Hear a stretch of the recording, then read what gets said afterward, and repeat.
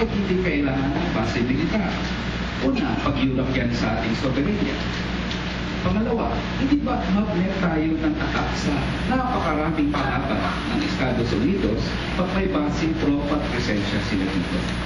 At ginagamit ito sa pagkabomba o pag-atake ng iba't ibang bansa na wala naman tayong kinalaman sa mga gerang yun. Dagdag pa dyan yung nuclear aspect kung saan pumapasok dito ang mga armas nuclear ng Amerikano na hindi lang pwedeng gamitin sa ibang bansa, kundi pwede rin kahit aksidente. Nuclear accident, hindi kaya ng mamamayang Pilipino. Bagyo nga lang, hindi kaya i-contain. How much more a nuclear contamination? Of course, the social ills, prostitution, child prostitution, human rights violations, na bunga ng baso nito. Itong mga ito hanggang ngayon patuloy na mangyayari yan dahil sa pagbalik ng Amerikano sa ating bansa. Kaya patuloy natin tinutuligsa ang return, ang pagpasok ng Amerikano dito through EDCA or BFA.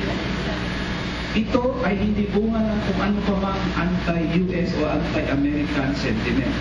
Ito'y bunga sa interes, pagtingin ng lahat sa atin na interes ng mamamayang Pilipino na hindi papayag na yurakan ang ating soberenya and national territory. Pero hindi lang US ang gumagawa niya. Recently, naalaman natin na ang China nagre-reclaim na ng mga lupa dyan sa West Philippine Sea or sa South China Sea na tinatawag. At hindi lang ito recent. For a long period of time, merong mga intrusions na ang Pilipinas doon sa tinatawag nating sarili nating teritoryo. Of course, tingin natin, China's 9-dash line claim has no historical or any legal basis at all. Tayo, ang tingin natin, kinukuha ng China ang mga isla na yan, bahagi ng kanyang pag-ambisyon na mapanatili siya bilang isang political, economic, and military power sa regiyon. Kaya naninindigan ang marami laban sa bagitong panghihimasok ng China. Ito ngayon ang tanong. Kung ikaw ay anti-US military bases dahil gusto mong tindigan ang soberenya at national territory ng Pilipinas, hindi ba dapat na labanan mo rin ang panghihimasok ng China na labag din sa ating teritoryo at labag din sa ating soberenya? Napaka-logical po. Kaya kasama natin yung ilang mga former senators, ilang mga grupo na may pagtingin na itong ginagawa ng China ay walang kinaiba or pagyuyurok pa rin ito sa ating national sovereignty at territory.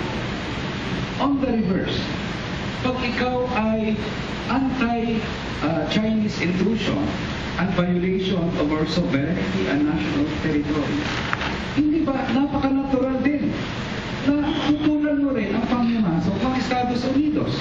After all, we're talking of the same territory, of the same national sovereignty. Kaya marami sa ating mga kababayan, itong mga kasamahan nating mga senador, at iba pang mga grupo at organisasyon na nagsabing panahon na para magbuo ng isang alyansa ng mamamayan.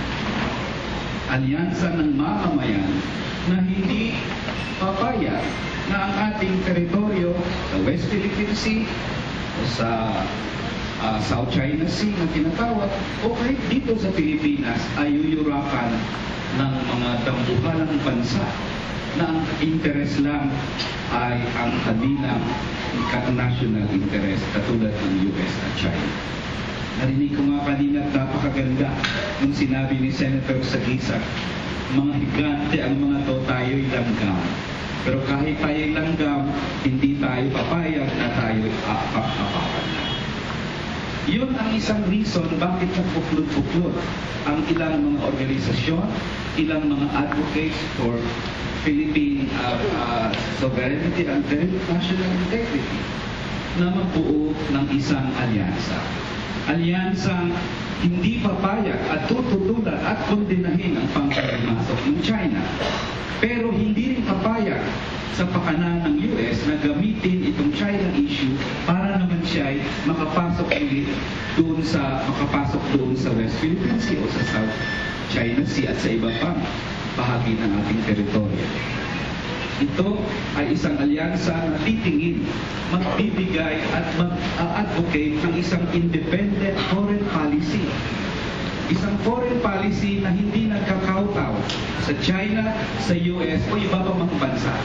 Dahil alam natin, the Filipino people should and must take care of its national interest, and these countries have no interest at all in defending our interest.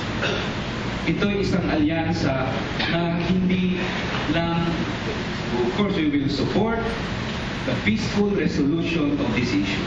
Whether it's through a tribunal arbitration, whether a multilateral negotiation, as long as we continue to make our position felt na kunin natin ito sa peaceful resolution. At kung mag-away ang dalawang bansa na yan, o sakali mang katarating yan, hindi naman tayo masasagasaan. Pero ito ang problema, dito ilinaw ko lang. Postura ang ginagawa ng US at ang kanyang main interest lang, hindi depensa ang teritoryo natin, kundi yung freedom of navigation niya. Kaya ang sabi ng iba na aasa tayo doon, hindi dapat natin paniwalaan. We should rely on ourselves.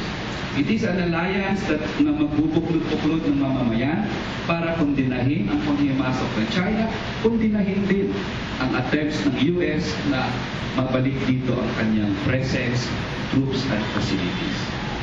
Isang alyansa na mag-reach out sa mamamayang China, mamamayang US, mamamayan ng iba't ibang bansa na naniniwala na hindi dapat payagan ng isang bansa na yumurang sa soberenya and independence of another country. We will encourage people-to-people relationships para tayo naman ay makakuha rin ng suporta sa ibang bansa. In the end, we will assert that these territories are our territories. We will stand pat on our conviction and defend our territories. However, we need to also ask support from the international community, lalo na sa mamamayan ng ibang bansa, para kasama natin sila tututol sa paghihimasok ng mga bansang ito. Ang ini-envision na alyansa, Pinas, ay hindi maka-Amerikano. Ang alyansang Pinas ay hindi maka-China. Ang alyansang Pinas ay maka-Pilipino. Mabuhay ang Pinas, mabuhay ang sambayanang Pilipino.